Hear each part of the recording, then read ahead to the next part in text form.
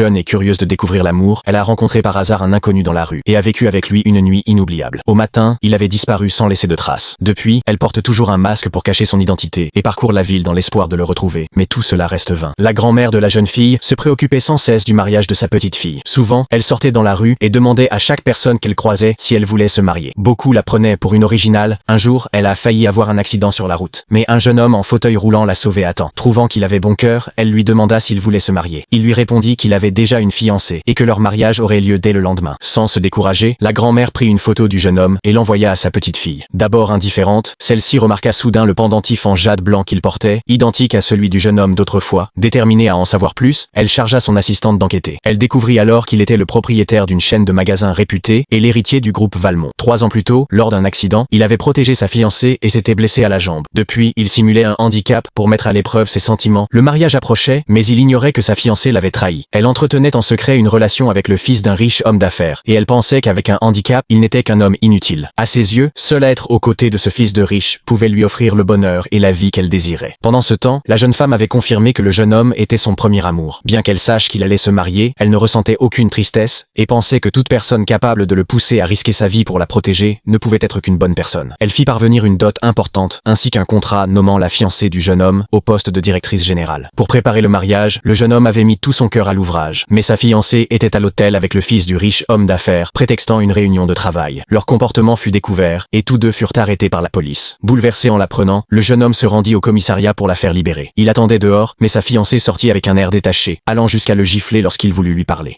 À ce moment-là, le fils du riche homme d'affaires apparut également et se présenta avec arrogance comme directeur de projet du groupe Marcellin, possédant une fortune de plusieurs centaines de millions. La fiancée ne daigna même pas lui adresser la parole, le considérant comme un bon à rien, sans emploi et incapable de comprendre ce qu'elle disait. Elle s'en alla pour poursuivre la discussion professionnelle. Le jeune homme la regarda s'éloigner, mais l'un de ses subordonnés, furieux, voulut intervenir pour leur donner une leçon. Il l'en empêcha et déclara que le mariage prévu pour le lendemain devait être remplacé par une fête de divorce.